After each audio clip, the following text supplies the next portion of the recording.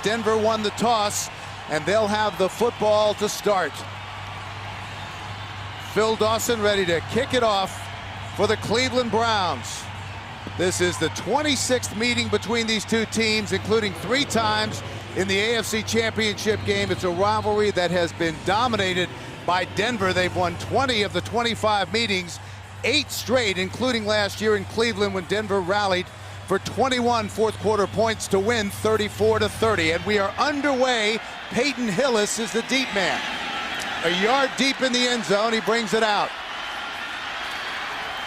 Upended at about the 23-yard line, and that's where they'll start, 1st and 10. And there's a turnover, and Cleveland has it. Wow. How about that? Can you imagine that? Blake Costanzo came away with the football. Peyton Hillis, who Josh McDaniels thinks and refers to as one of the most reliable, probably the most reliable person with the ball in his hands on this team. Let's see if that ball, yeah, it has definitely popped out early before he hit the ground. No doubt about that one, Bob. Or Bill, I'm sorry. That's Coy Francis. So a huge turnover early, and Cleveland will start at the Denver 22-yard line.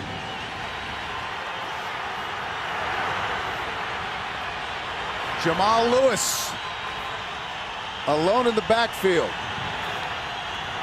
Furry was the motion man. Wynn will throw on 1st down and hit as he released the football.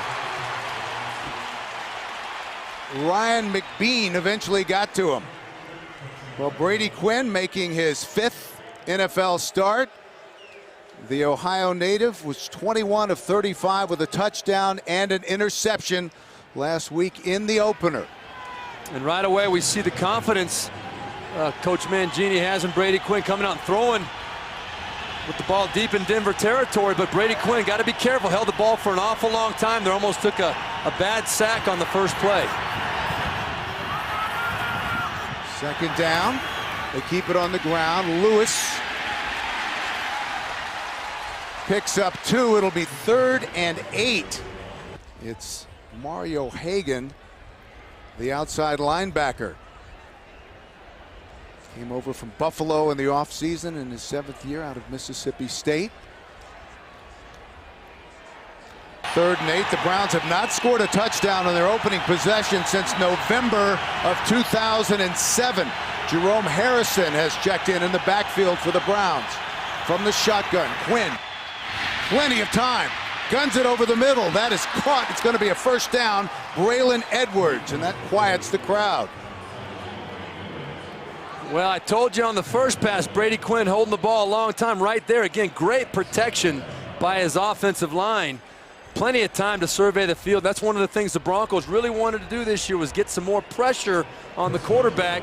Brady Quinn had all day to step up and in that pocket find Braylon Edwards over the middle. Made a nice catch. Everybody knows all the grief he's gotten about his hands, but that was a nice, tough catch over the middle for Braylon Edwards. That was good for 14 yards. Lewis fighting his way down to the 5. It'll be 2nd and goal. Jamal Lewis cuts back inside and is down to about the 3-yard line. It'll be 3rd and goal. You talk about this revamped Denver defense under Mike Nolan, defensive coordinator. 2 of the big focuses, and Josh McDaniels told us this, the 2 big focuses were to get bigger on defense, as you stated, Bill, but also to try and create more turnovers. Only 13 last year for the Denver Broncos. Mike Nolan, known as one of the best in the business as far as creating turnovers, got an experienced secondary with 3 new people back there. They spotted at the 4. 3rd and goal. Harrison is in the backfield. Quinn, again, plenty of time. Guns it to the outside. Furry was the intended receiver, incomplete. And you saw Alfonso Smith, number 33, the rookie 2nd-round draft choice for the Broncos, who's their nickel corner, came in and did a good job on the experienced nickel receiver. And Furry for the Cleveland Browns. Brady Quinn really didn't have a chance to put that ball on him at all. So Phil Dawson will come out. He was 2 for 2 in field goal tries in week 1.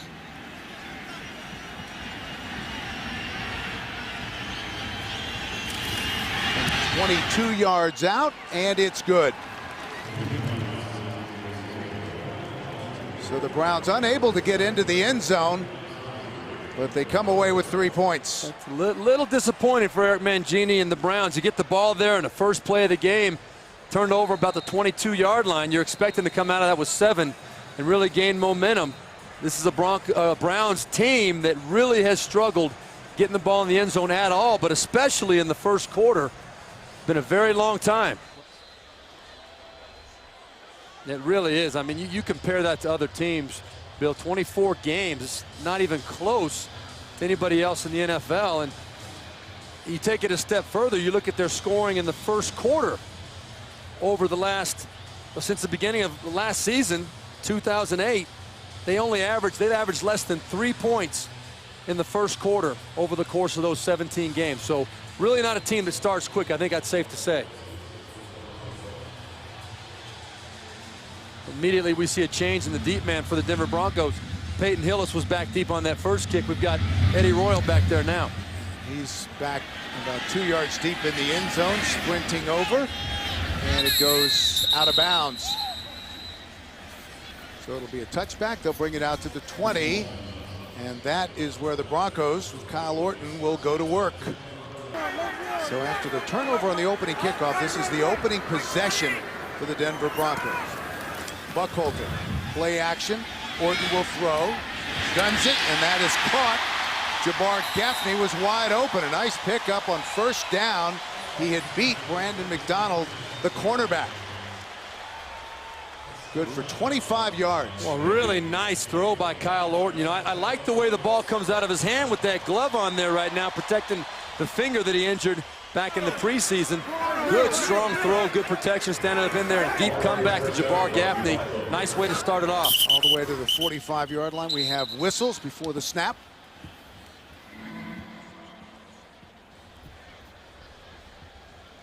Pete Morelli is our referee today.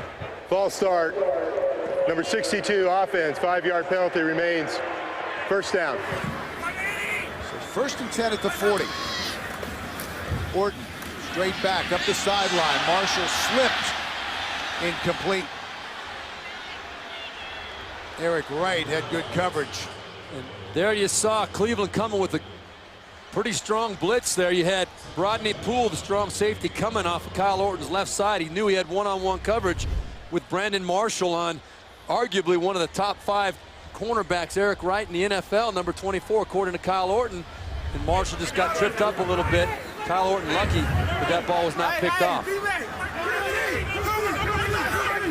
Second and 10. Throw back. Stokely. And he loses 2 or 3 yards.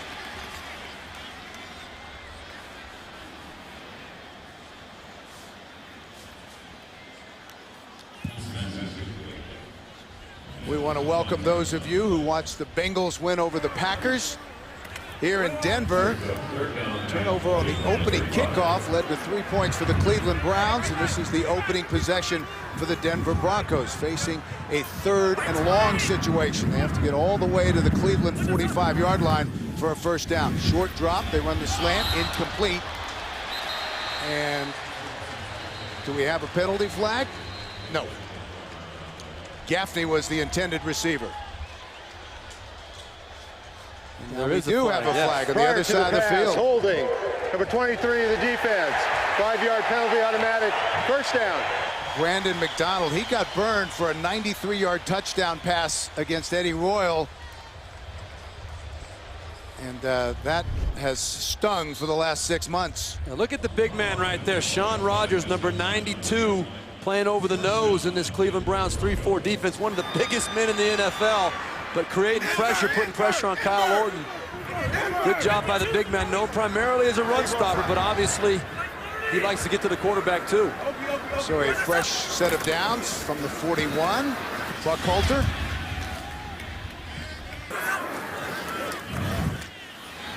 Orton, no one there. Marshall was in the vicinity.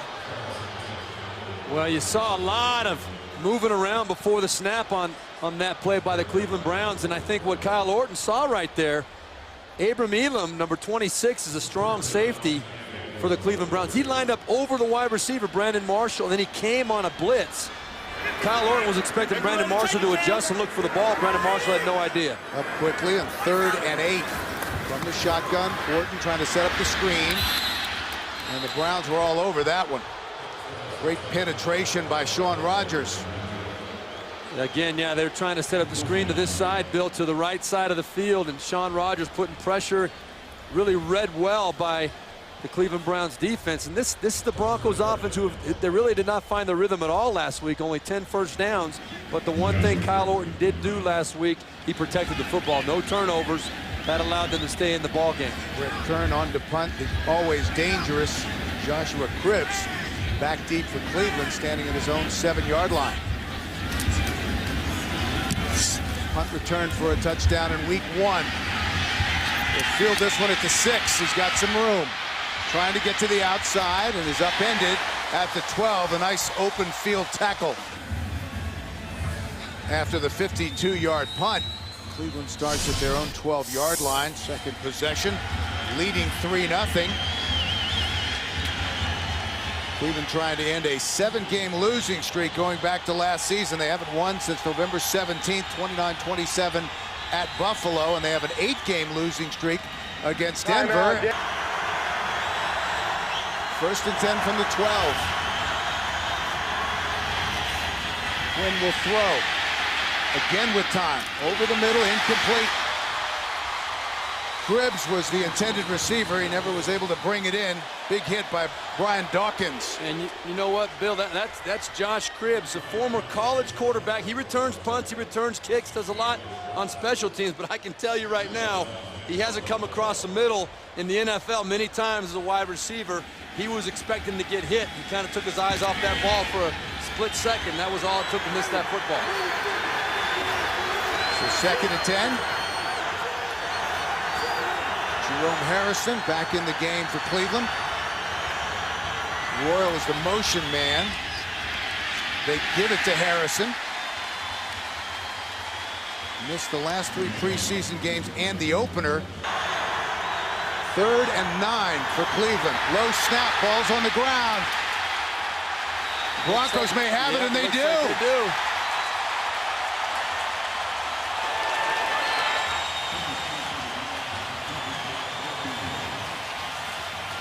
And Eric Mangini says these are things that just cannot happen. Good football teams do not, number one, turn the ball over in their own end of the field, but look at this. It's a low snap on the ground. You got the rookie center, Alex Mack, who said last week in his opening game in the NFL, he said he was a little nervous. Some of his snaps were a little bit offline, off target. That is a terrible time to have a bad snap. And obviously the Denver Broncos more than happy, Darrell Reed, to fall on that football, give his offense a chance to score. Good field position here. So both teams with a turnover deep into the opponent's territory. Marino battling his way down inside the 5-yard line. The rookie out of Georgia, the 12th overall selection in the draft, carried the ball 8 times for 18 yards in his first NFL game last week.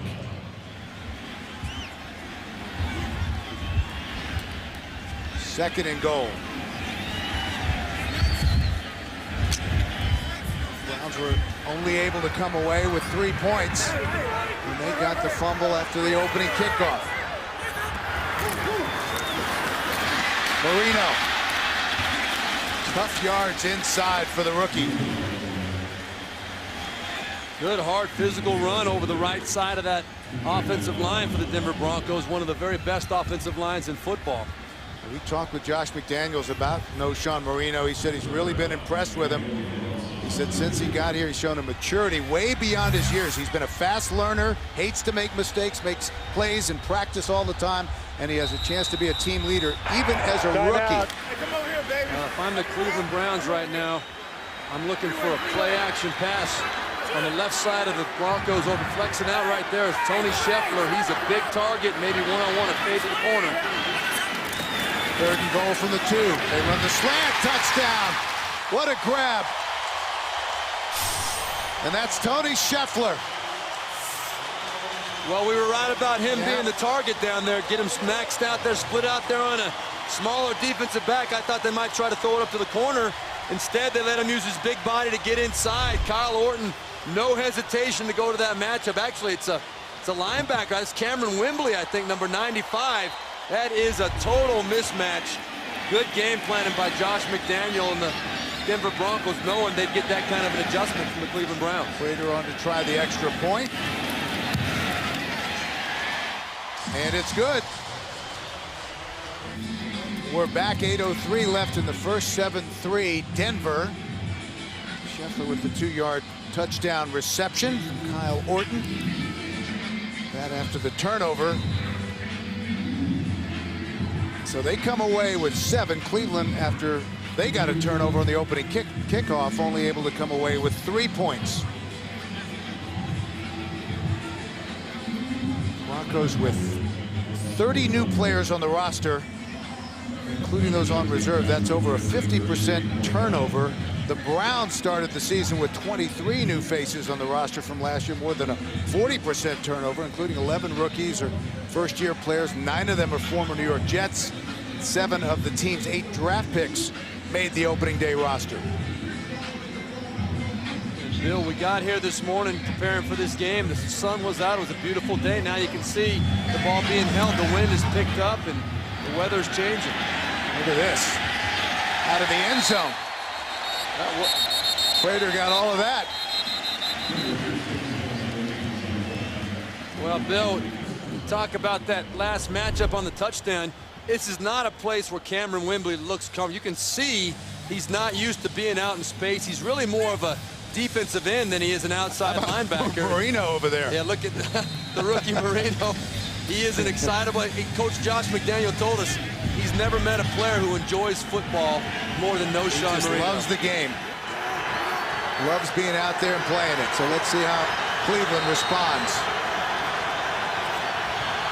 Lewis alone in the backfield. Royal, the motion man. Keep it on the ground, right side, trying to pound it in. Lewis had 11 carries for 57 yards. 2nd and 7 for the Browns. Vickers has checked in, the fullback. Toss left. Lewis has a seam. Jamal Lewis, a first down and out of bounds at the 35-yard line. From the 35, 1st and 10. Quinn under pressure. Rolling to his right. He's going to keep it and run out of bounds after a pickup of 5 yards. So that's a pretty nice play out of nothing. Brian Dawkins forced him out. That's one of the things Brady Quinn can do for you. He is a big, mobile quarterback, and he's not afraid to tuck it and go if he has to. He's not what I would call a running quarterback by any stretch of the imagination, but he is not afraid of tucking it and going, not afraid of the contact. It's one of the things that Coach Eric Mangini likes about him. So 2nd and 5, as opposed to 2nd and long if he had been sacked. Vickers in motion. Lewis fighting his way to the 43-yard line. Andre Davis, the longtime Cleveland Brown, played 6 years in Cleveland, made the stop. Former 5th-round pick, rather, by the Browns in 2002. But a very, very significant defensive addition for Coach Josh McDaniels. They've been very pleased with him. Inside linebacker in that 3-4 scheme they've implemented. They go from the shotgun. Harrison has checked in at running back. Again with time. That's caught right near the first down marker. They're going to give him the spot. Furry made the catch, and it's going to be a first down. They'll move the chains.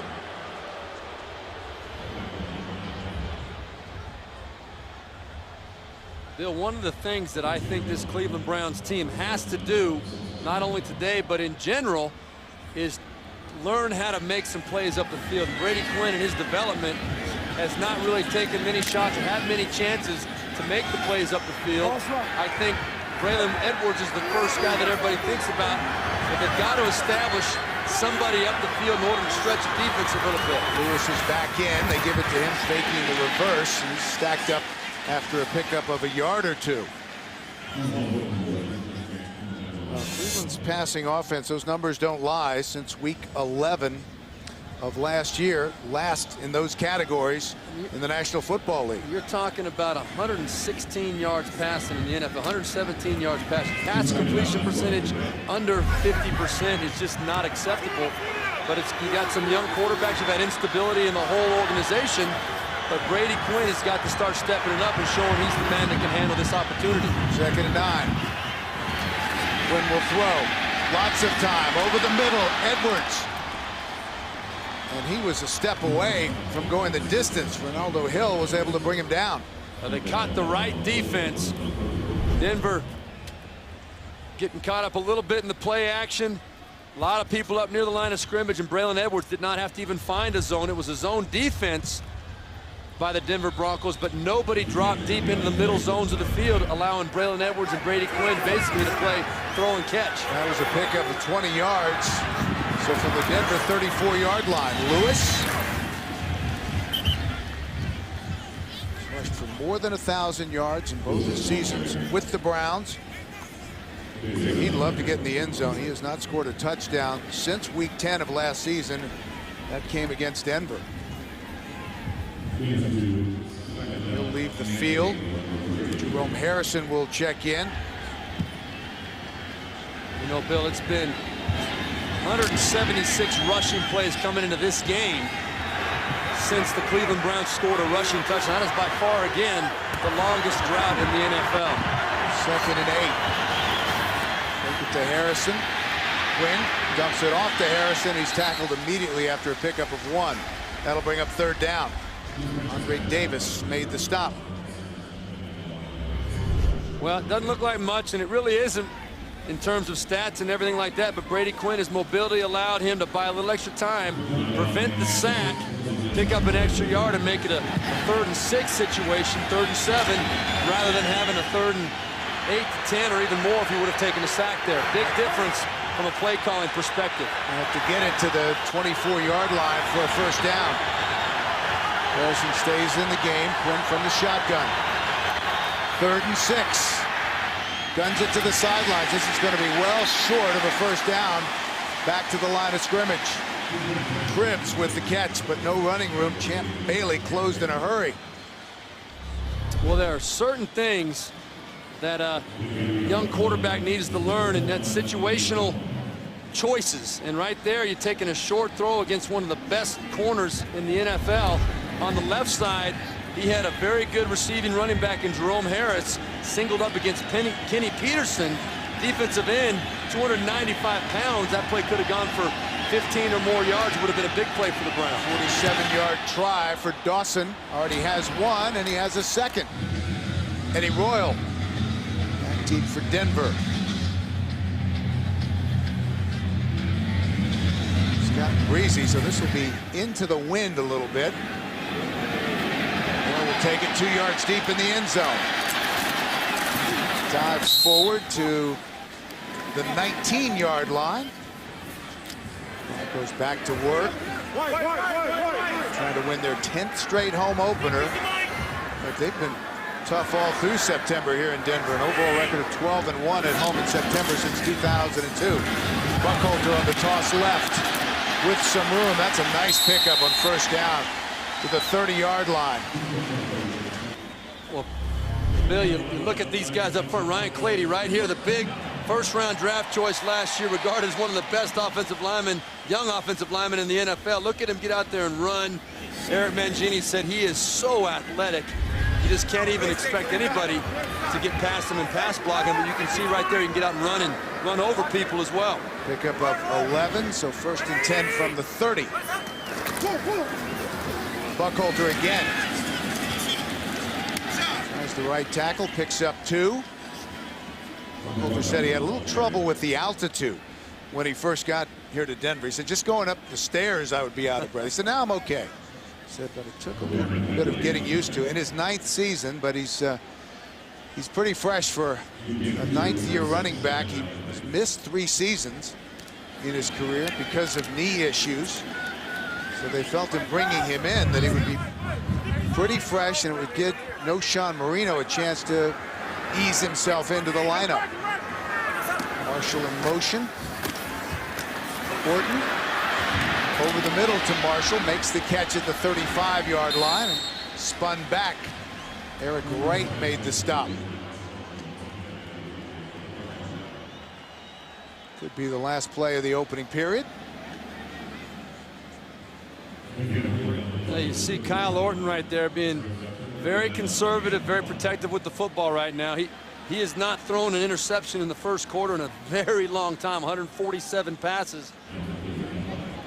Ready to start the second quarter. 3rd and 5 for Denver from their own 35-yard line. Orton from the shotgun. Buckholter in the backfield. Tight formation bunched on the right side. That's where Orton looks. Across the middle. Stokely. Brandon Stokely. Down inside the 30. Hank Poteet saved a touchdown. Well, Hank Poteet got burned pretty quick off the ball. He did save the touchdown, you're right, Bill, but very nicely executed play. Kyle Orton standing strong in the pocket under pressure. Brandon Stokely came from the right side of the field. They had 3 receivers over there. He came up underneath, used his teammates as kind of picks, if you will, and a lot of room underneath. Man-to-man defense provides a lot of opportunities to make plays. It was good for 37 yards. So from the Cleveland 28-yard line, Buckholter. And it shows you what kind of a heads-up player. You saw how he was trying to take some time off that clock, knowing exactly what the situation was. 2nd and 5 for Denver on the move.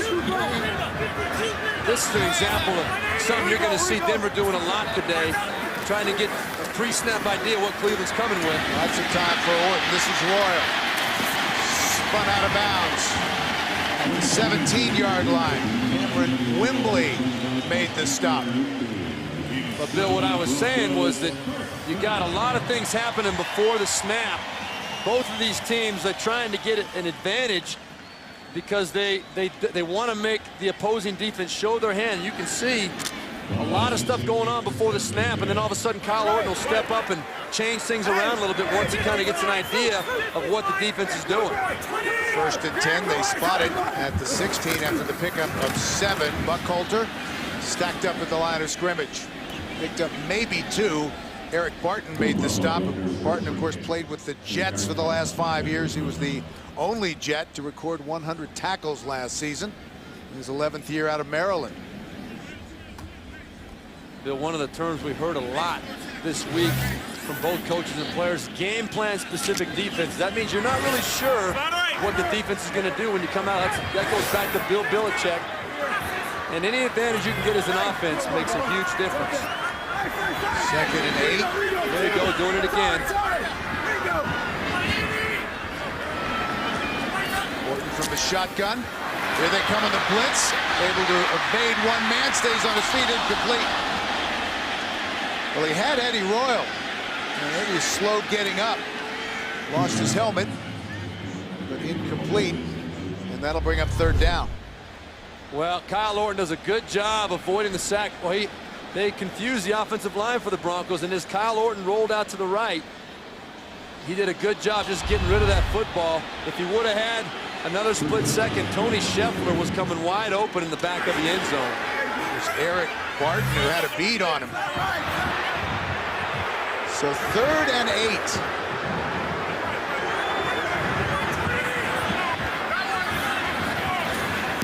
Orton.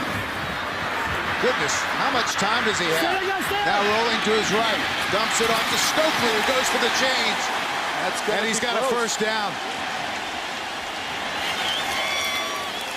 Good effort by Brandon Stokely, knowing where that marker was and kind of giving up the body for the team right there.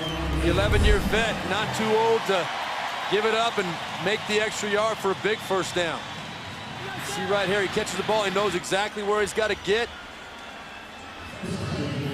Great job. That was good for 9 yards. And a great job by Kyle Orton keeping the play alive again, avoiding the sack. Not really a mobile guy.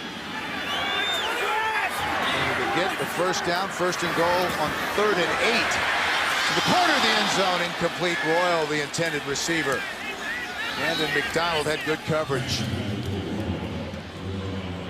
Josh McDaniel not happy with something on that play, but you see right there, Kyle Orton was trying to get up quick and get the matchup with Brandon McDonald on Eddie Royal, just over the fingertips of Eddie Royal. Maybe a little bit more air. Maybe that's what Josh McDaniel was saying. Get that ball up in the air just a little bit. Let Eddie Royal adjust to it a little bit better. So second and goal. Just inside the 6-yard line. There's Scheffler again right there. Big target. You might see something like this to the corner. And whistles and a timeout. 11th play of the drive coming up. This drive started at Denver's 19-yard line. Second and goal. Just short of the 5. Orton. Here they come. To the end zone.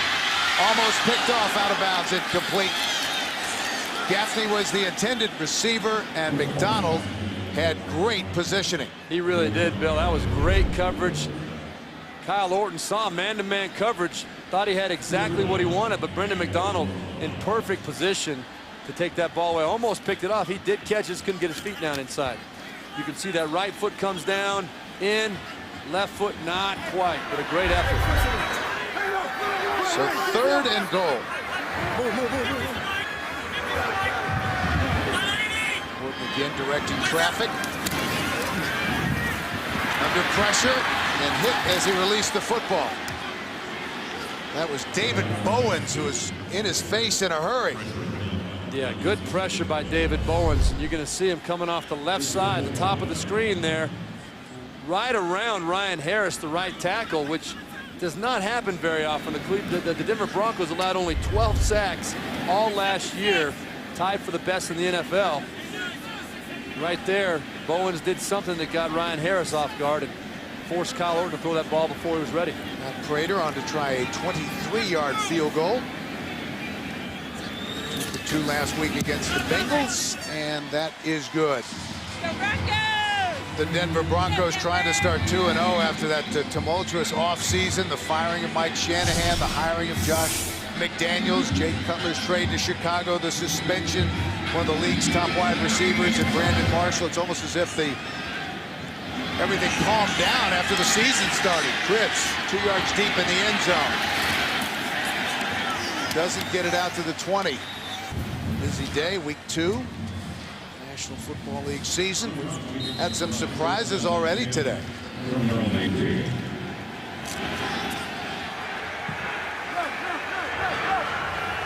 their own 18-yard line, Brady Quinn will go to work. Browns with 2 field goals, trailed by 4. Royal in motion. Keep it on the ground. Lewis, nice hold. Out to the 25-yard line. DJ Williams made the stop. And let's take a look at some fantasy football numbers. Matt Schaub with a huge day. Drew Brees solid again. Rushing leaders. Johnson at Tennessee, 197, 2 touchdowns. That was impressive. And Andre Johnson, after a quiet week last week, was impressive today with 2 touchdowns and 149. That Houston offense passing game woke up. And with time, dumps it over the middle to Braylon Edwards. Edwards tries to fight for yardage, and he has apparently a first down. Mario Hagan made the stop, the outside linebacker. In our talks yesterday with Cleveland Browns, Brady Quinn, everybody, they feel they're very close to being a good offense, and they need some good, in my opinion, they need some good things to happen. They're running the no huddle right now, but their touchdown last week against Minnesota, first touchdown offensively since week 11 of last season. They've got to get the ball in the end zone. Feel good about things. And it came in the last minute of the game. Up the middle, Harrison. It's a nice pickup to the 34, close to the 34-yard line. Dawkins made the stop, the safety. 7-time Pro Bowl selection with the Eagles. He's come in and added a very nice veteran presence along with Champ Bailey to this secondary for the Denver Broncos. He's in his 14th year, but boy, he can still play football. One of only 4 players in NFL history to have over 33 interceptions and 20 sacks. One of the best ever. Lewis is back in. Second down, they toss it to Cribbs, trying to get to the perimeter and out of bounds. And we have a flag on the play. We could have a horse collar on Elvis Dumerville. And another flag thrown late over the middle of the field as well. Totally opposite side of the field. Let's take a look. There's the face mask. Personal foul, face mask, number 92 of the defense. 15-yard penalty, first down. Dumerville.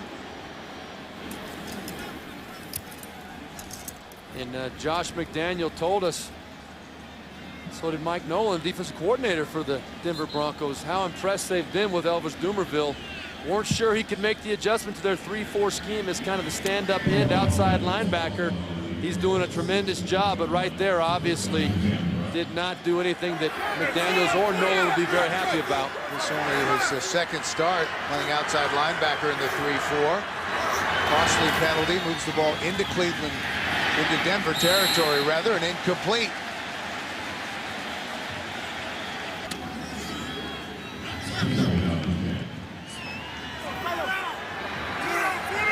So 2nd and 10 after the incomplete pass.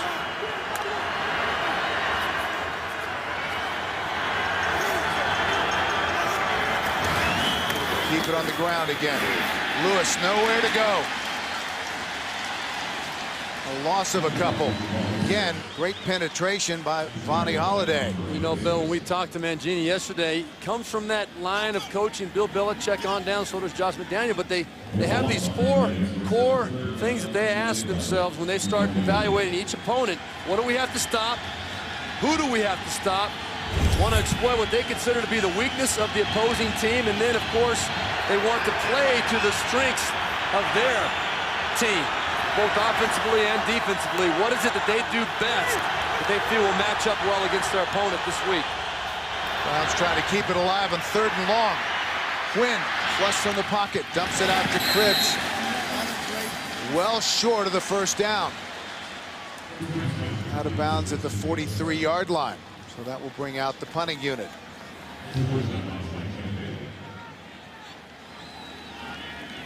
Pick up a 5. They need an 11 on the play.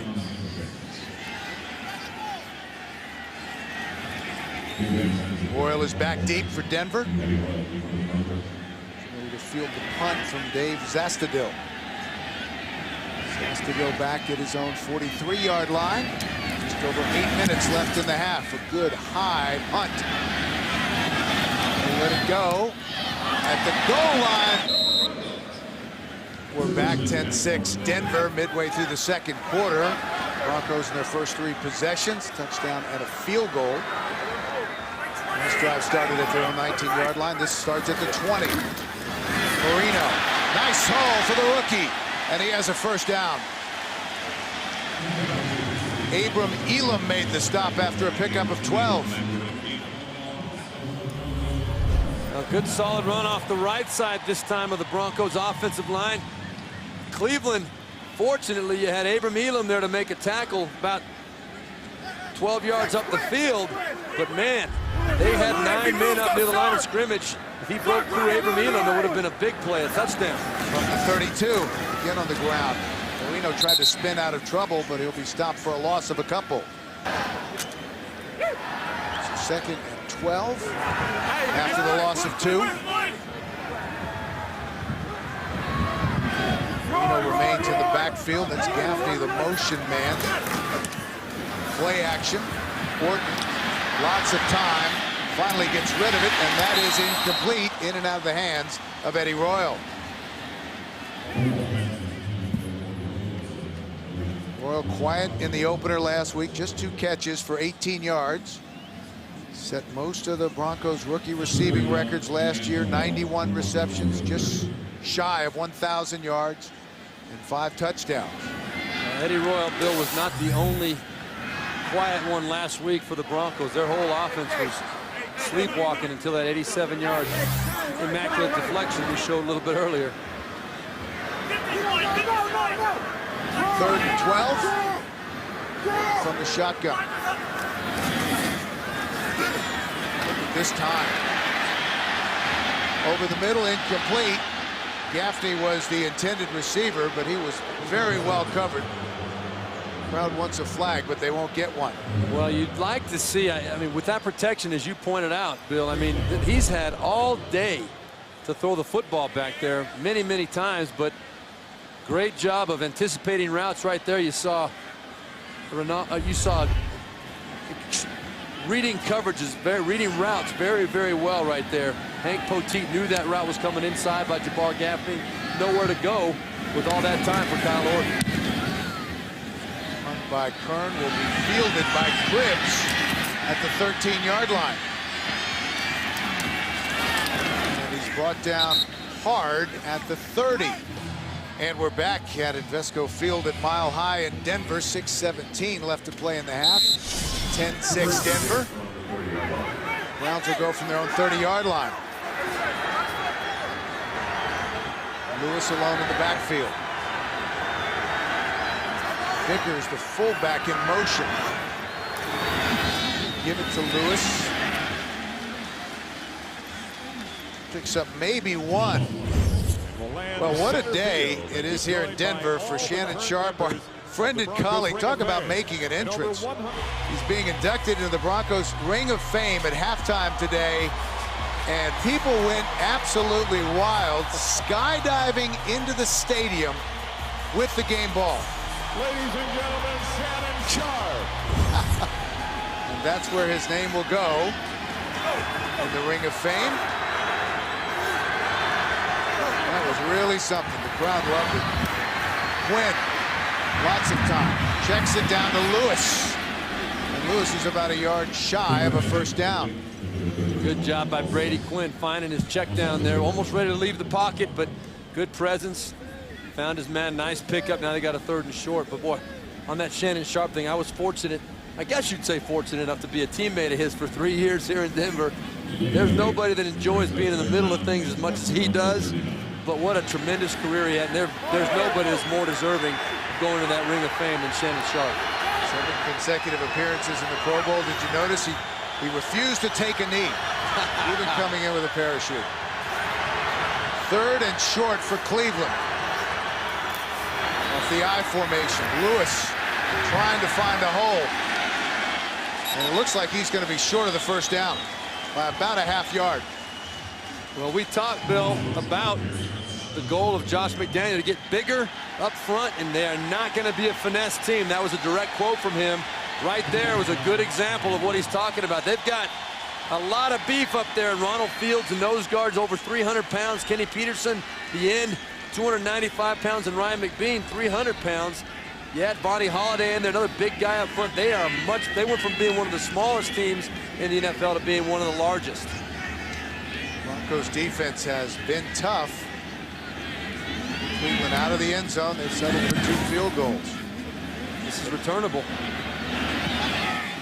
Well, lets it bounce, and it goes out of bounds at the 6-yard line.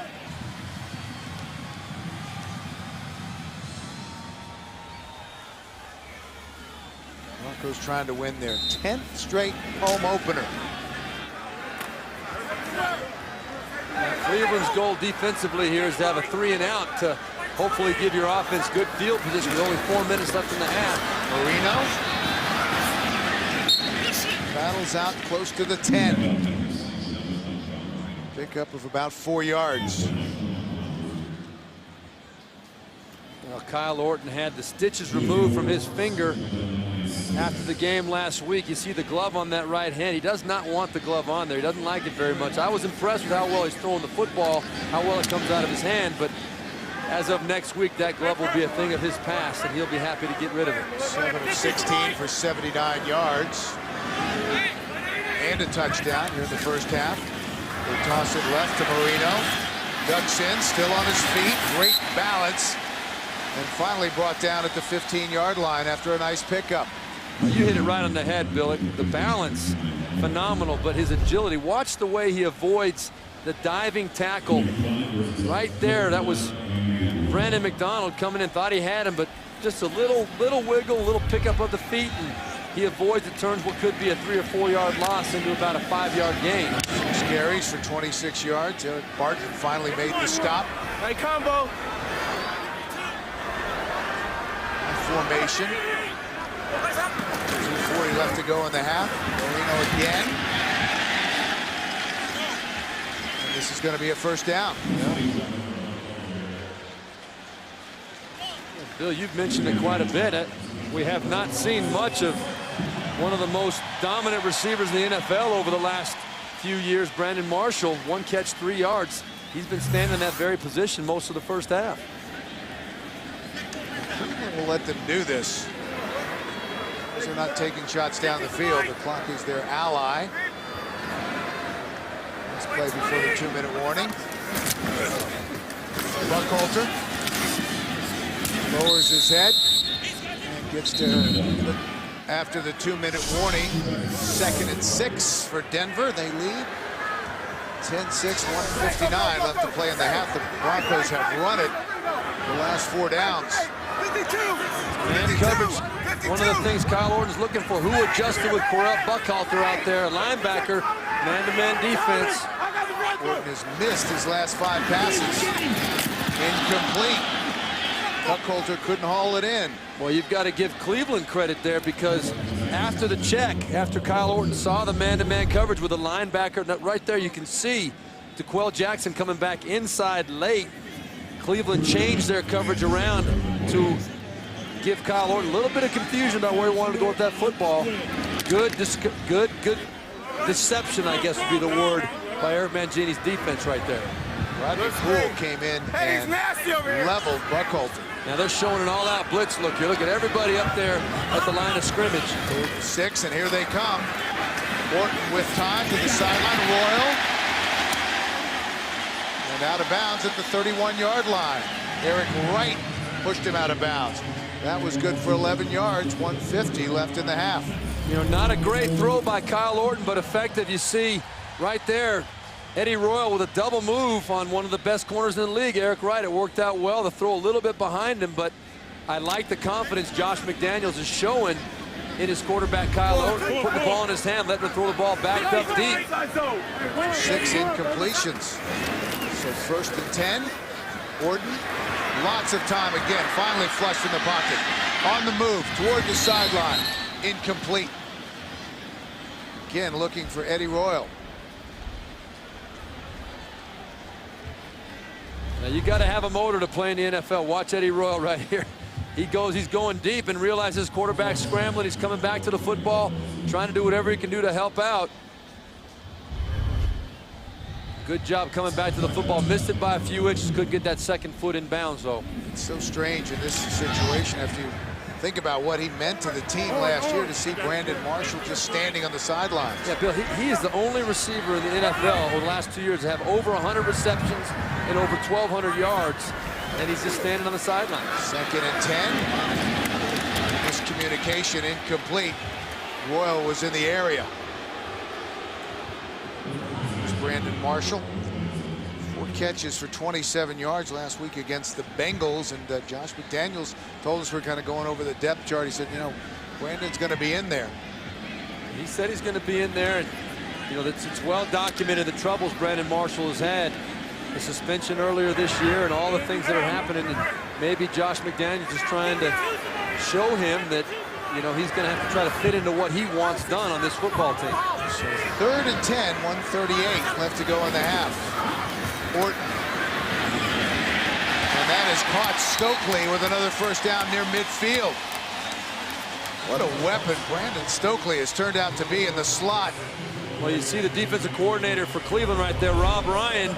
Boy, that was a complete bust by the Cleveland Browns. They had nobody covering Brandon Stokely. Both receivers, you can right there, you see underneath, Denver ran a receiver on a shallow crossing route. 2 defensive backs jumped him, leaving only a safety deep, Rodney Poole, back there to try and stop the route. Stokely's going to win every time in that situation. That was good for 18 yards, just short of midfield. Throw back to Royal, makes a step, trying to reverse his field, trying to get to the perimeter, and brought down after a pickup of 2 by Brandon McDonald. And he ran about 50 yards. I would say at least 50 right there. Avoided about 3 different people along the way. And Kyle Orton trying to get his nose in there a little bit. wasn't pretty. Blocked like a quarterback. But into Cleveland territory from the 49. Under pressure, gets rid of it. Up in the air, and we've got a flag. Stokely was the intended receiver, and we might have pass interference on the Browns. That was a good hit. Cleveland got good pressure on Pass Kyle Orton. interference, number 23, the defense. Automatic first down. Hank Poteet, who matches up with Stokely in the slot. Poteet, the nickel back. Well, look at the pressure on Kyle Orton here. You see right there coming around the edge. That was Alex Hall, and then at the top right there, you can't do it. Illegal contact up the field. Poteet had his back to the football, did not really make a play on the football before the contact with Brandon Stokely. They're going to call that one. So 53 seconds left in the half. 1st and 10 for Denver from the Cleveland 31-yard line. Orton, who's had great protection. And that may have been hit. His arm might have been hit as he was releasing the football. Yeah, that's very, very close to being a dangerous situation for Kyle Orton, a quarterback. Under great pressure right there. Eric Barton coming in clean, and this is the quarterback's worst nightmare. Watch how the hands meet right there. And that can a lot of times spell a broken finger, and that's how Kyle Orton, exactly how Kyle Orton had his injury on his finger earlier in the preseason. Nothing good comes out of something like that for a quarterback in his throwing motion. 7 pass plays for rushes on this drive. 48 seconds left, 2nd and 10. Here they come, delayed blitz, gets rid of it. Stokely again.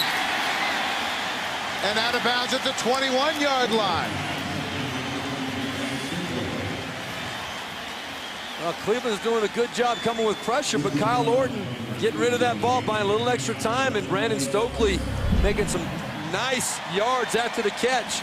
Right there, you see him coming underneath. Oh, boy, that could very well have been a pick called right there. I think Eric Mangini is going to be very upset about that. The linebacker who was defending Stokely, DeQuell Jackson, got slammed into by Daniel Graham, the tight end. 5 catches for 70 yards for Stokely. That got the first down. Orton. Lamont Jordan, who had checked in, was the intended receiver. Batted away by Brandon McDonald. Come on, baby. Jordan stays in the game. With 2nd and 10, 36 seconds left in the half. And we got some pressure coming from Cleveland right here. Blitz, and here they come. And Orton just gets rid of it. I think he expected Lamont Jordan to run an out. And he was running up the field. Well, the fans don't like it, but Kyle Orton made a smart play there. There's no way Lamont Jordan can see that pressure coming off the right side. Kyle Orton said, you know what, I'm just got to get rid of this ball. He knew there was no way to pick up the blitz from the right side. Instead of taking a sack, which he got a lot of grief for last week, he took a sack that took the Broncos out of field goal position, cost him some points, almost cost him the game. Right there, Kyle Orton said, I'm throwing it away, live to see another day. So 3rd and 10 for Denver.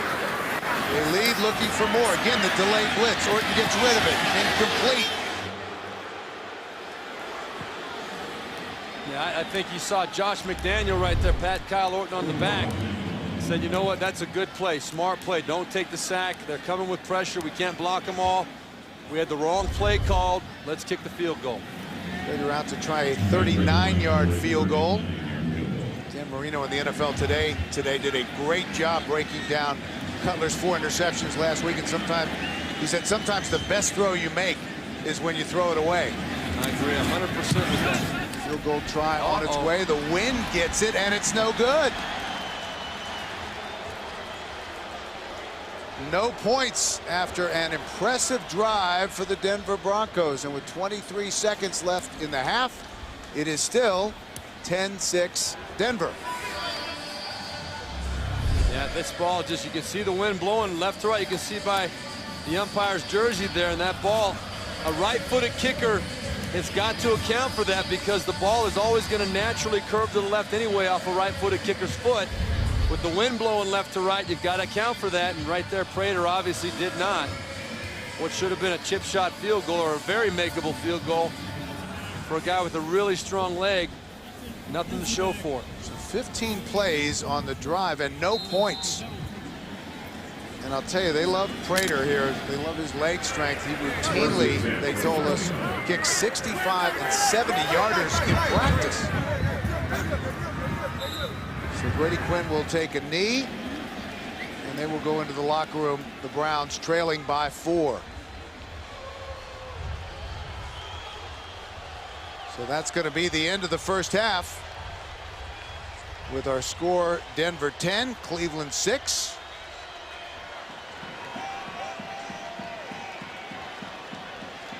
Both teams have had opportunities, and both defenses have accorded themselves well at various times.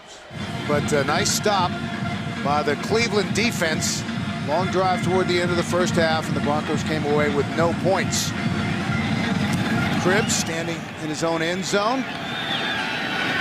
Fields it at the 4.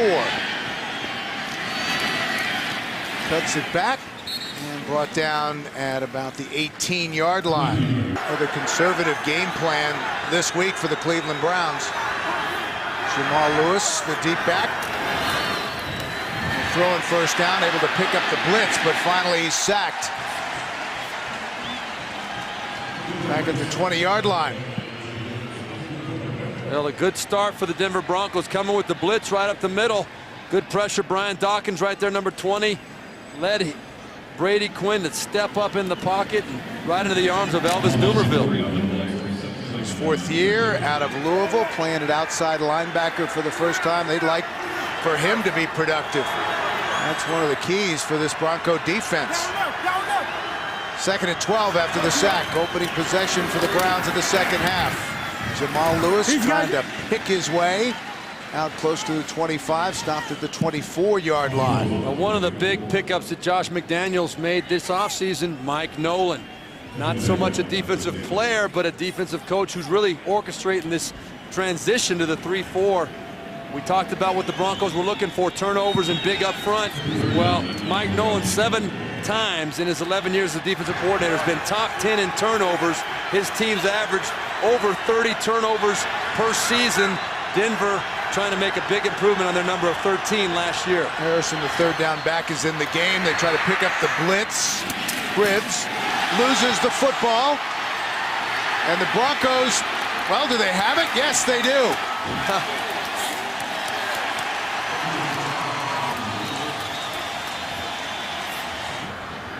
After the fumble by Josh Cribbs, 1st and 10 for the Broncos, and a whistle before the snap. Brian Dawkins able to come up with it. Number 89 of the offense, 5-yard penalty, still first down. They call that on Daniel Graham, the tight end. So it'll be 1st and 15. Started with a turnover on the opening kickoff by the Broncos. Well, we talked about the turnovers right before that one. Mike Nolan's got to be happy popping that ball out from Josh Cribbs. Marino's in the backfield. Orton straight back under pressure, gets rid of it. And there's Brandon Marshall with the catch. So out to the 37-yard line. Well, Marshall. We expect to see a lot more of him this second half. We don't know exactly why he was spending so much time on the bench in that first half, but one way to improve the offensive production is try to find a way to get the ball to that guy right there, Brandon Marshall. 2nd best in the NFL last year to Wes Welker in yards after the catch. 2nd and 9. The reverse. And Marshall pretends he's going to throw it. Lowers his head and has a first down. Wow, that was some play. Yes. Pick up a 14. Eddie Royal is the guy we usually see out of the Denver Broncos running the reverses, but here, Brandon Marshall, I think Josh McDaniels coming out trying to establish him as a threat in this ball game. And he is a big, strong. He's faking like he's going to throw, but there was no receiver down the field. What a nice block by Jabbar Gaffney. Yes. So 1st and 10. Marino's the deep back, and they give it to him. Trying to cut back, nothing there. Boy, I'll tell you what, I would not want to be no Sean Marino on that play. Sean Rogers, all 340 pounds plus of him, belly flopped right on top at the end of that play. Coming off his 3rd Pro Bowl season last year. Such a disruptive force in the middle. Just great quickness for a big man. Dunk with two hands. I'd have to see that to believe it. I think he'd be willing to show you. He probably would. Hillis has joined Marino in the backfield. Orton will throw. Lots of time. Look at this. Finally checks it down to Graham. And he's brought down close to the 20-yard line. Daniel Graham, considered one of the best blocking tight ends in the league, but he had 3 catches for 40 yards last week against the Bengals. Well, if I'm Rob Ryan for the Cleveland Browns defense coordinator, I'm thinking back to the last series of the first half when we were really putting that pressure on Kyle Orton, where he was throwing the ball away, trying to avoid the sack. If you let him stand back there and have all that time, he's going to find somebody. Now, they've done a good job covering people up the field, but he's going to find somebody eventually. Stokely has been the man on third down. He's in the slot toward the bottom of the screen. 3rd and 7. Orton. And that time he couldn't haul it in. Stokely, the intended receiver. Usually sure-handed, but dropped that one. You don't see that very often. Kyle Orton got just what he wanted, one-on-one, inside leverage on Brandon Stokely, and you don't see him drop the football very often on a throw like that. So that'll bring up 4th down in the field goal unit. 38-yard try by Matt Prater. Let's see if he does a little better. The wind's still blowing right to left across the football field. On its way, and this time 13-6 Broncos, as we welcome you back to Denver. And Shannon Sharpe has joined us here in the broadcast booth. Congratulations. What a day. Look at this guy. Which one's the real Shannon Sharpe? 70,000 of those masks. 70,000 of those today. That must have been something for you. The last 3 days have been unbelievable. We had the banquet where I got the actual ring for the Ring of Fame. It was just unbelievable. But never in my wildest imagination could I have dreamt my career would turn out like it has. Well, it was a remarkable day. It was fun to be here and share this with you. Skydiving into the stadium. And then the great honor at halftime. No Bronco more deserving. At the goal line, Cribbs straight ahead and brought down hard at the 20-yard line. 10:35 left in the 3rd. Harrison is out on 1st down. And this crowd is roaring. Short drop for Quinn. Up the sidelines. Edwards over the top and grabs it over Champ Bailey. Well, that's exactly what Cleveland needs to start doing a little bit more. Give number 17, your biggest and best threat on offense, a chance to make some plays up the field. Look at him go up and grab that football. Over Champ Bailey, by the way. Well, Braylon told Brady Quinn this week that he said, look, if you see me matched up one-on-one, just give me a chance. Give me a chance to go and get the ball, and he did. 24 yards, the longest completion of the day for Brady Quinn. From the 44-yard line, Harrison. And he stopped at the 45-yard line. Here, Shannon, some of your numbers and your accomplishments. Setting records as the NFL's all-time leader in receptions, receiving yards, receiving touchdowns. 3 Super Bowl rings, just an unforgettable career. Well, you know, a lot of things have to go right for you. You have to go to the right situation. You have to have coaches that believe in giving you an opportunity to catch the football. And you need a solid quarterback. I knew every single Sunday number 7 was going to trot out there and give me every opportunity to make plays for him. Robert Royal is the motion man. 2nd down. Jamal Lewis ducks inside, still on his feet, and is brought down hard, just shy of midfield. What do you think about your Broncos so far? They look good. You know, offensively they're moving the ball, but it seems like they get bogged down once they get inside the 20-yard line. You can't win ball games in the National Football League selling for field goals. You need to put teams away because Cleveland, as poor as they played, they're just a touchdown away from Beeline from tying this thing up. Well, let me ask you this. I mean, we're talking about Cleveland right now. They have the ball. This is the team that's only scored one offensive touchdown since week 11 of last year. Wow. How do you evaluate what's going on? Where's Braylon Edwards? What's going on here? Well, thus far, I've liked what I've seen from Braylon Edwards because he's attacking the football. Last year, he would have tried to body catch that football, and he would have dropped it. In a situation like this, I think Braylon Edwards, he's your best offensive weapon. You need to find a way on third down to try to get him involved with a play instead of throwing it to a tight end. Unless it's Antonio Gates. Unless it's Antonio Gates or Gonzalez that's playing today, Braylon Edwards, your best offensive weapon, you have to try to give him an opportunity to make plays for him. Pass intended for Mike Furry, incomplete on 3rd and 4. That'll bring up 4th down. Alfonso Smith is the deep man for Denver, the rookie out of Wake Forest. Sastadill's punt. First catch called for. Second possession for the Broncos in the second half. They started their own 12-yard line with some movement, but no flag. Buckholzer tries the right side. Picks up a couple. Let's, Shannon, go back and take a look at halftime. What a moment this must have been for you. The Ring of Fame. You're part of history now here in Denver. I know it had to be emotional for you. It was very emotional. You know, that wasn't my intention, but when I turned around and I hugged my daughter and she started to cry, I just lost it. And like I said, for the Broncos to think that Shannon Sharpe, the little skinny kid from Glenville, was worthy of such an honor, it's unbelievable. Never in my wildest imagination. Never, never.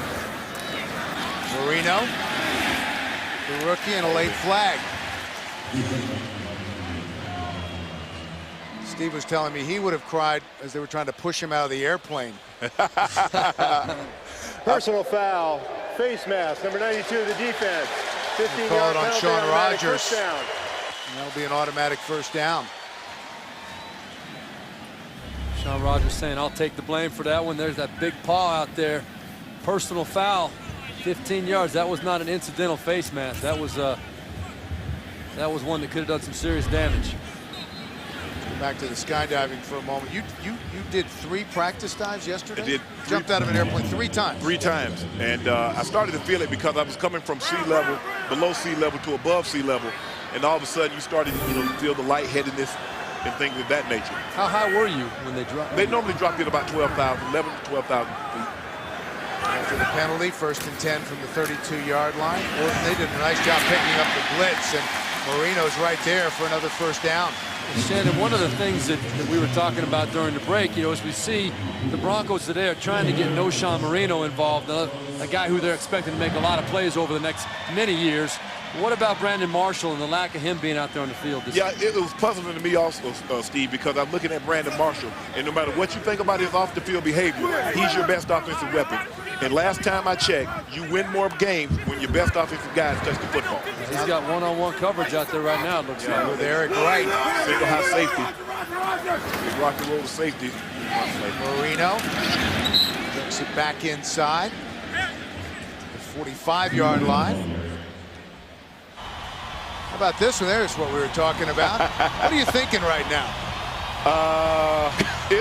It's home free now. The hard part is jumping out of the plane and you tumble 3 or 4 times, going at about 150 miles an hour. That's the hard part. The easy part is once you get above the stadium, you can hear the roar of the crowd.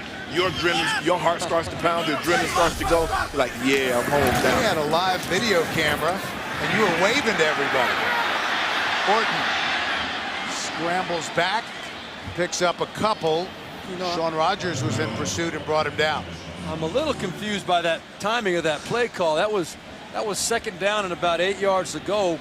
Kind of a non-obvious running situation or passing. It was more of an obvious passing situation. They went with a 2 tight end look, maybe even a 3 tight end look, and hard play action trying to make a play up the field. It should have been maybe used in a 3rd and short situation or a 2nd and short situation where they're really loading up to stop the run. Beeline, but as I'm looking at the Broncos offense up here, I don't see a whole lot of people getting open.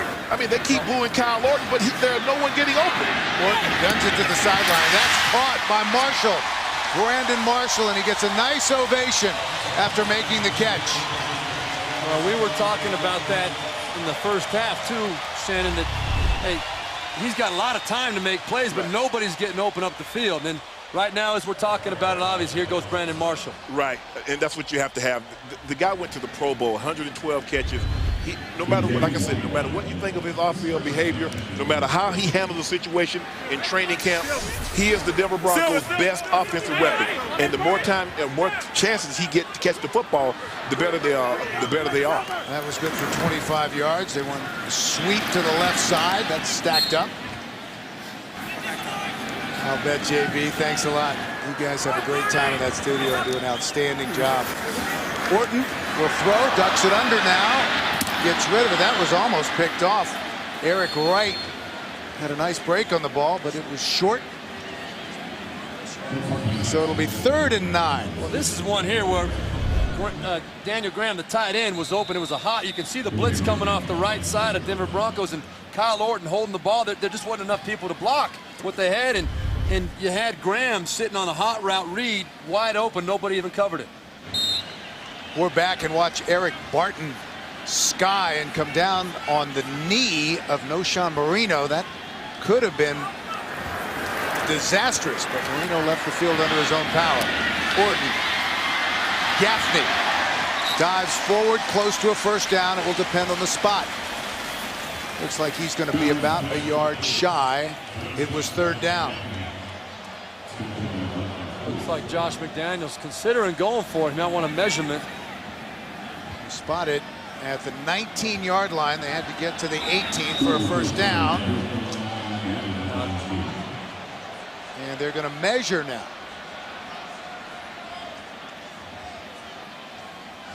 He wants a little time to think about it. Shannon, you're right. You're talking to me here in the background. Cleveland has gone cover 0, which means no safety deep. They're coming with a blitz look, man-to-man coverage several times today, and the Broncos have not been able to capitalize on it once. One time they caught Brandon Stokely on the end cut, what we call an angle route V-line, and he went for like 50 yards. Right. But he had Brandon Marshall on the left side on a slant route, cover 0, nobody to hope.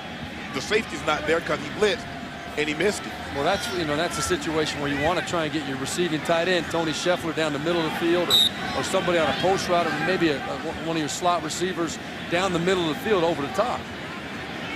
Prater on to try to make it a 10-point game, a 37-yard field goal try. 2 of 3 today. Scott! Again, the wind seemed to catch it, and it's no good. And we're back in Denver. We want to let you go celebrate with your family. Congratulations on your great day today. And thanks, Bill. We look forward to seeing you in the studio the next few weeks. Beeline, thanks for having me on, guys. Appreciate it. All right, it was our pleasure. And again, congratulations. Shannon Sharpe. And there it is, the newest member of the Ring of Fame here in Denver. 2:49 left to play in the 3rd. 13-6, Denver. Cleveland staying in it. Delayed blitz. Quinn gets rid of it, and that's caught by Edwards. And that's a nice pickup and quiets the crowd. Well, this is a play. You're going to see the corner coming off the top right up here. And look at this could have been dangerous and really could have been a penalty called. Definitely could have been a penalty called on the Denver Broncos. That would have been Andre Goodman going low on a quarterback. There was no reason for him to go low. There was no one blocking him into it. Could have been bad for Brady Quinn. That was a nice pass, good for 16 yards. And spotted at the 43-yard line. Play action. Quinn again to Edwards. He hauls it in and into Denver territory. Ball is down, but they ruled that the whistle had blown. Mario Hagan will have to bring that back. Well, let's take a look at how it happened. Braylon Edwards, you could tell he was expecting the hit. That ball was coming out, but it was not out before he hit the ground.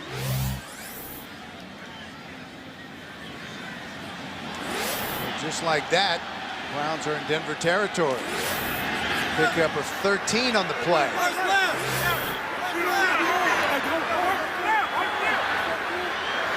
Cleveland starting to open up the playbook a little bit. Short drop for Brady Quinn. And he throws it behind the rookie, Massaquoi. 2nd and 10. Quinn, and that's batted down. San Diego been decimated with injuries early in the season. LT, some offensive linemen, Jamal Williams on defense. Tough to win without your key players out there. 3rd and 10. Quinn again tipped at the line of scrimmage. It'll bring up 4th down. That was 3 passes in a row where the ball was deflected. 1 up the field, 2 right at the line of scrimmage. You see Brady Quinn, big, strong quarterback. You figure he'd be up high enough to get rid of that ball, but that ball came out very low. Actually hit Elvis Dumerville right in the face. Browns 2 of 10 3rd down conversions. That's not very good. Alfonso Smith, again the deep man for the Broncos. End over end punt. It's fielded at the 9. And Smith out of bounds, short of the 20-yard line. Big day for those quarterbacks. Matt Schaub 4 touchdown passes after an off week in week 1. Frank Gore coming back, over 200 yards. Andre Johnson, 2 touchdowns and almost 150. Marino stopped in the backfield. Good penetration that time.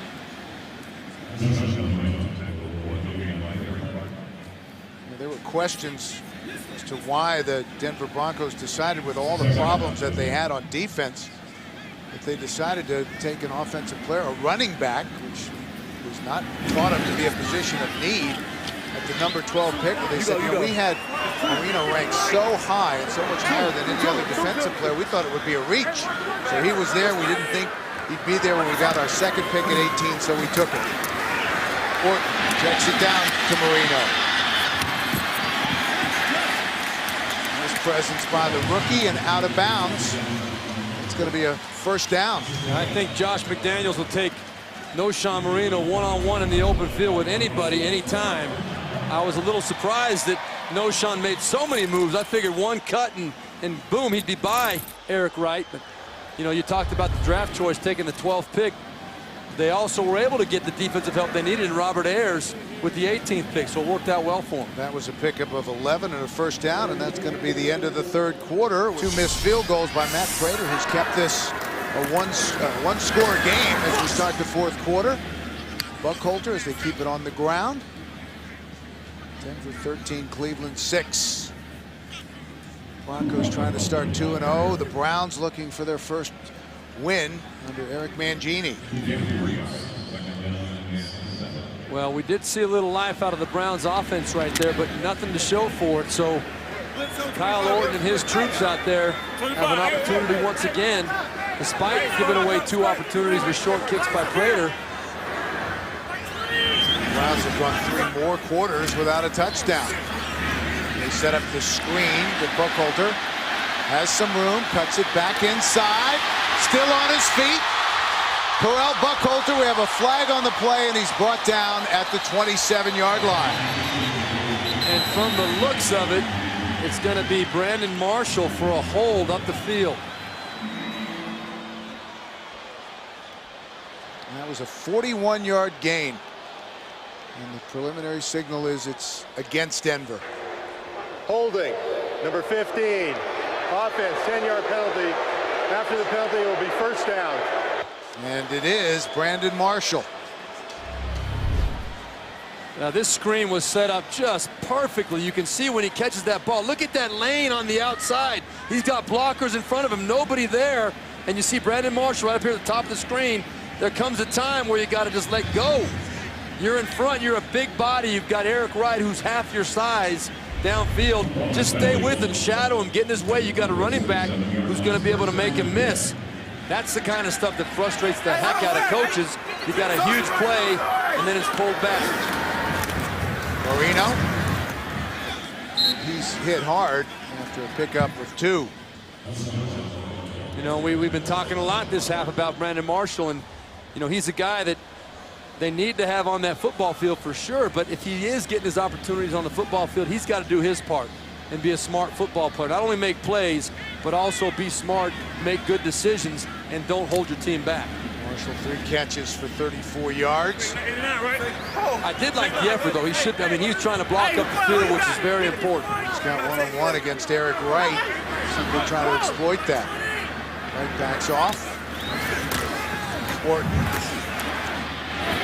And that's caught. Gaffney. Jabbar Gaffney down to the 2-yard line. And he just ran out of gas. That was that cover 0 that Shannon and I were talking about earlier, Bill. There was no safety in the middle of the field. One-on-one on both sides. Good protection. They picked up the blitz. Nice throw and catch. You're going to see Jabbar Gaffney. You see the inside coverage by Brandon McDonald. He's got no safety help. And once Jabbar Gaffney slips inside, it's just a race to the end zone. 49 yards. Jabbar Gaffney played the last 3 seasons with Josh McDaniels in New England. It is 171. So first and goal from the 2. We're back Denver by 7. Looking for more. First and goal from the 2. 71. Well, a touchdown here for the Broncos would really put the pressure on the Browns.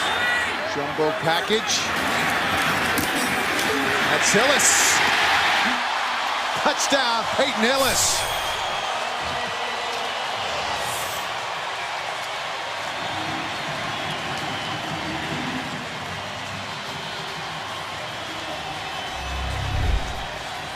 Yeah, just a good, strong, physical run. Boy, I'll tell you what, Sean Rogers did a great job getting penetration on that play, but he was the only one. You see him driving the center. Casey Wigman back in the backfield, but Peyton Hillis was by him and too strong to be kept out of the end zone. And Russ Hochstein, though normally a guard, was playing fullback, lead blocking on the play. Prater for the extra point. Got it.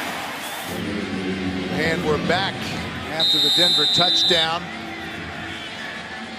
Brady Quinn will have to get it going. They can't be conservative now. Well, you got 12-18 left in the game. Now Brady Quinn cannot panic and get too greedy. You're going to have time to get the ball back at least 2 times. Gibbs will take a knee 6 or 7 yards deep in the end zone.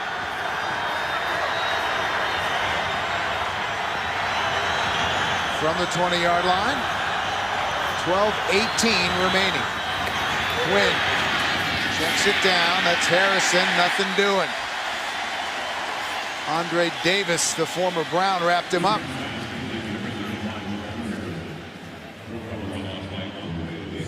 That says it all right there, Bill. 1 offensive touchdown in the last 33 quarters. Back to November 17th. And that came late last week against Minnesota, the touchdown pass to Robert Royal. As we said, Brady Quinn needs to play like a veteran here and understand this drive is the most important drive right here. Don't get greedy. Whistles blow, a little flag. False start, number 78 offense, 5-yard penalty still. Second down. All that on the right tackle, John St. Clair in his 10th year out of Virginia. Move it back 5. We had a great talk with Eric Mangini yesterday afternoon. He's got a vision for this ball club. He's not seeing it today. He didn't see it last week, but he's very confident they're going to get there. 2nd and 17. Quinn will be sacked.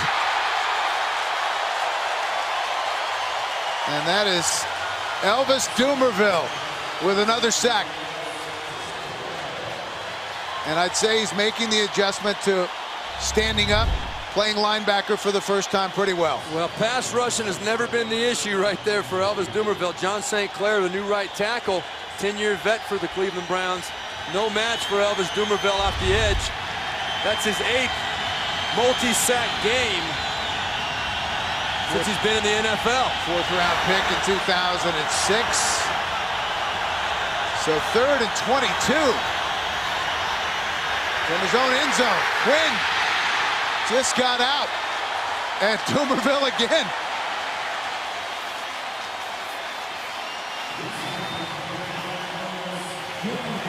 Why haven't I been playing this position all along? Well, this is where pass rushers start licking their chops. when you got a team down late in the ball game where you know they've got to throw the football, and Elvis Dumervil is a very difficult matchup for any offensive lineman. He's short and stocky, but very quick and very explosive. 3 sacks for Dumervil. Not much room to work with. Zastudil able to get it out. This is the rookie, Smith. Flag on the play and driven out of bounds at the 45-yard line. Wait for the penalty. 9:55 left to play. During the kick, holding number 94, the receiving team. 10-yard penalty, first down. Just under 10 minutes to play. The Broncos trying to win their 10th straight home opener. Marino gets the football on first down. Picks his way out across the 35, dives forward to the 38-yard line. Sean Rogers made the stop. On that note, Billion, previous 9 home openers, obviously with Mike Shanahan in command of this football team. Josh McDaniels trying to keep that streak going and doing a pretty good job of it. Broncos trying to beat the Browns for a 9th consecutive time. The reverse, they keep it on the ground. Marino still on his feet. Again, that tremendous balance from the rookie. Brought down at the 46-yard line by Brodney Poole. He is explosive, there's no doubt about it. When he sees the seam, he makes his decision pretty quickly and hits it. You can see going off the right side, and then as all great Denver running backs do, they set up that cutback. You stretch it to the hole and you cut it back behind it. You make one cut. Bobby Turner right there, the legendary running backs coach for the Denver Broncos. He coaches these guys up well, and they all seem to figure it out pretty quickly. That was good for 17 yards. Marino 15 carries for 57 yards in the ball game. Buckhalter, big hole. Corral Buckhalter, what a move! Corral Buckhalter headed to the end zone. Will he make it? Yes!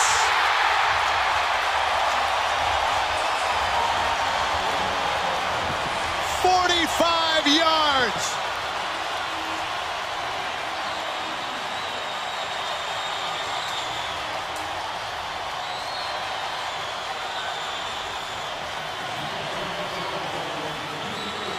I'll tell you what, it sure makes your job easy when you have holes like this. Look at that, the cut back again. This time it was a stretch play to the left side. You get these running backs up into the secondary unimpeded, untouched. Boy, it's hard to stop. Corral Buckhalter smelled that end zone, was not going to be denied. The Broncos pulling away with 8:24 left to play. The extra point is good.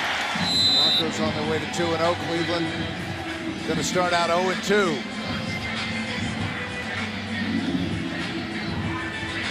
This is again the deep man.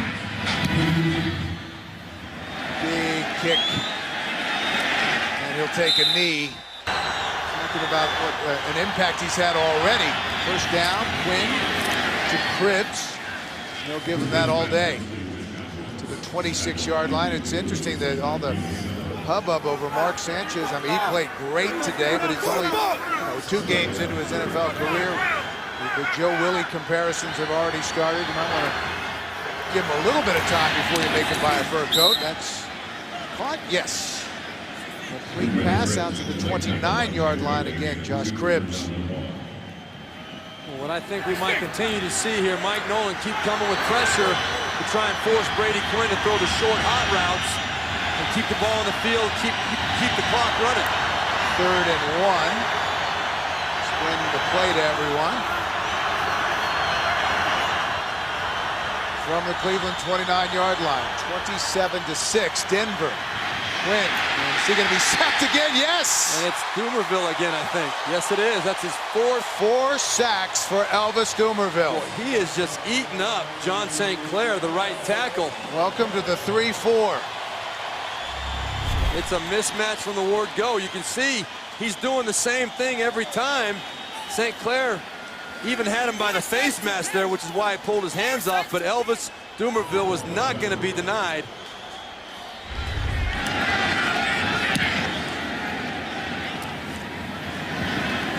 Alfonso Smith has to reverse his field, and that doesn't necessarily work in the National Football League. Well, when you think about all the turmoil in the offseason for Josh McDaniels, the fact they're starting 2-0 is to be a little bit of a relief. Well, you know, Bill, a theme that you've seen with these Cleveland Browns last week, a complete second-half meltdown against the Minnesota Vikings. Focus this week was on trying to play better for 4 quarters. It has not happened. It's been more of the same. Marino moves the pile close to the 35-yard line. And how bad was it last week? Well, in the first half last week, the Minnesota Vikings had only 90 total yards, 43 rushing yards. In the second half alone, 182 rushing yards against them, 24 points. Today, not much better for Eric Mangini and his Cleveland Brown team.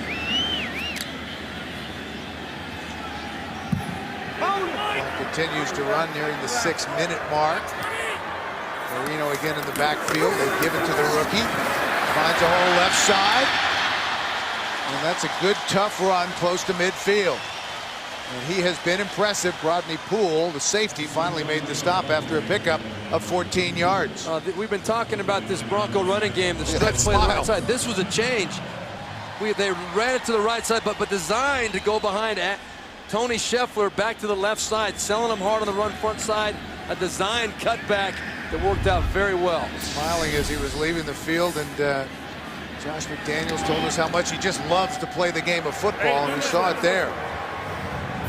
Jordan now has checked in for Denver. They give it to Jordan. Right side, just wearing this Cleveland defense down now. Look at Elvis Dumervil, all of his teammates. Oh, goodness. The kind of game you dream about.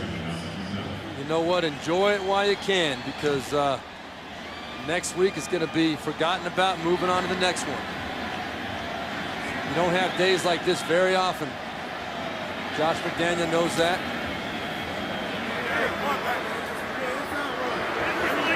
He continues to run inside of 5 minutes now. Jordan. Veteran, he'll protect that football. Well, one of the things coming up for the Cleveland Browns is, hey, look at this schedule. I mean, you got at Baltimore next week. That's not a place where I'd want to go if I'm the Cleveland Browns, but they're going to have to go and see what they can do. Then you got Cincinnati, then at Buffalo. Then what about these last 3? At Pittsburgh, Green Bay, and then at Chicago. Man, oh man. Cincinnati beat Green Bay. They may be better than a lot of people think they are. Yeah, and I'll tell you what, Buffalo played New England tough last week too. In the NFL, you can't take any of them for granted. So tough road ahead for the Cleveland Browns. Jordan left side. And he's got a first down. They'll move the chains. And this is what makes good football teams great. You look at what the Denver Broncos are doing right now. They're a long ways from being a great football team right now. But offensively, what they're doing, and they've got a great offensive line coach in Rick Dennison. They've got a good young head coach in Josh McDaniels. They've got a great running game. This is a team that knows how to eat up clock, knows how to run a game out, finish off a game. Mike Shanahan and his teams always took a lot of pride in that. Broncos have had 6 plays of 25 yards or more. Again, it's Lamont Jordan. Cleveland's longest play was 24 yards. Brady Quinn, he's saying right now, man, when does this NFL start getting fun? It hasn't been too much fun yet. He's seen far too much of Elvis Dumervil today, I'll tell you that. Jordan picking his way inside the 35 down to the 33-yard line. Day to remember for Elvis Dumervil. 4 sacks today, and only his second start playing outside linebacker in the 3-4. Elvis Dumervil enjoying himself. Last year, he was tied for the team lead in sacks with 5 for the entire season. 4 today.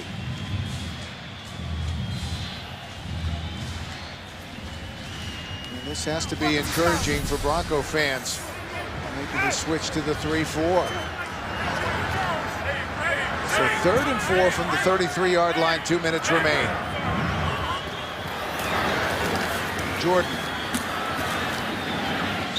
stopped at the line of scrimmage.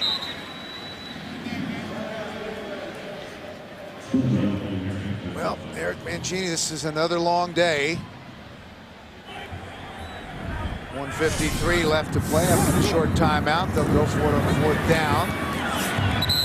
Lamont Jordan just hanging on to the football. Brandon McDonald made the stop, and it will go over on downs. Well, let's talk a little bit, Steve Berline, about what Eric Mangini is trying to do in building the Browns program. Well, you can't help but think that with the vision he has, the plan that he has for this team, that they're going to figure it out at some point. Now, it's not going to happen until this offense gets it going and they start giving this defense and the whole team something to get excited about. But this is a guy that really believes he's getting the right kind of players.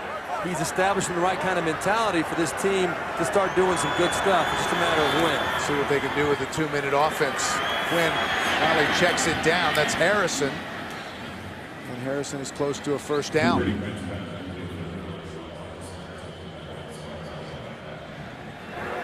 It will be just about a yard short.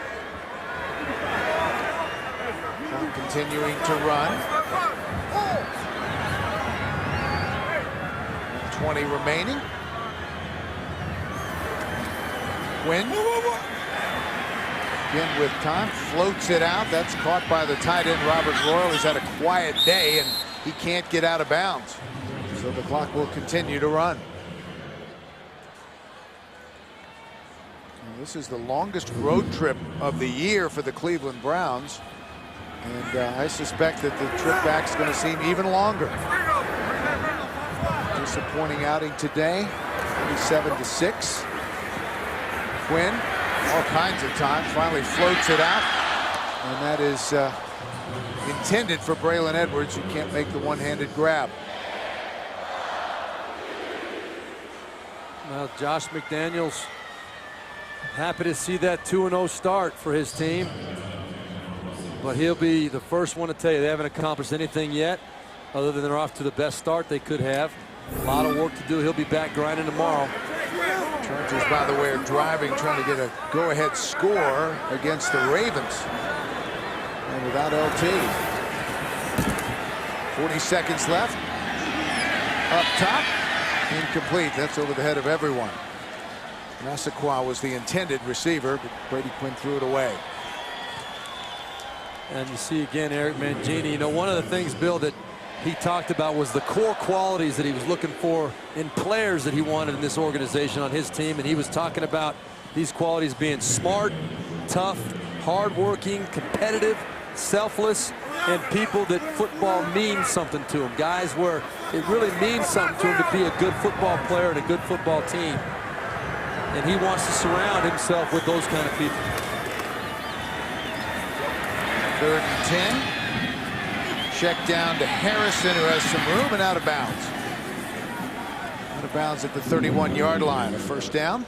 Clock stops with 27 seconds remaining. Looking ahead for Cleveland, Jerome Harrison is a guy they'd like to get more involved with the offense. James Davis, the rookie out of Clemson, is injured this week, so he was inactive. But Harrison is a guy that had limited touches last year, but was impressive. Averaged 7 yards a carry on the ground, 10 yards per reception. Browns need some playmakers. Quinn to the sideline, incomplete. Royal was the intended receiver. Well, Bill, you said it right, though, there a minute ago. I really believe when I evaluate this Browns team, they do need to have another playmaker or two on this offense.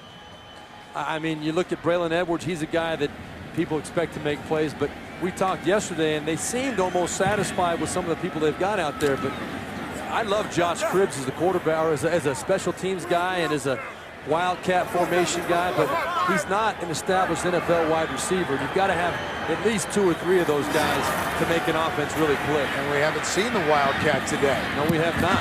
Again, he tried to hit Robert Royal and incomplete. And that's a bit of a surprise. Yeah, really. Talked to Mike Nolan, and he said, gosh, you know, they're good. We got to watch this guy. We got to know where he is all the time, and he's really had a limited role today. No doubt about it. We saw it quite a bit last week in their loss, but it did not have great success with it down by the goal line, but we still got the impression that it was going to be part of their package today. It never showed up with Josh Cribbs at quarterback.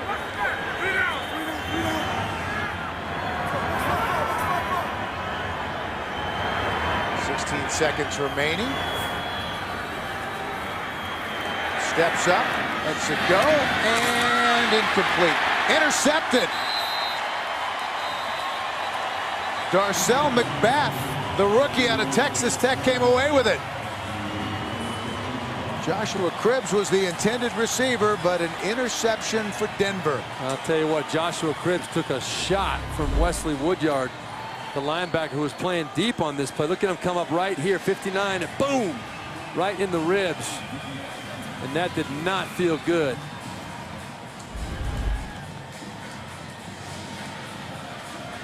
Well, in talking with Josh McDaniels, McBath has been one of the pleasant surprises for the Broncos. Early in the year, he played a lot in week one. The rookie out of Texas Tech, second-round draft pick. So this will be the final play of the game.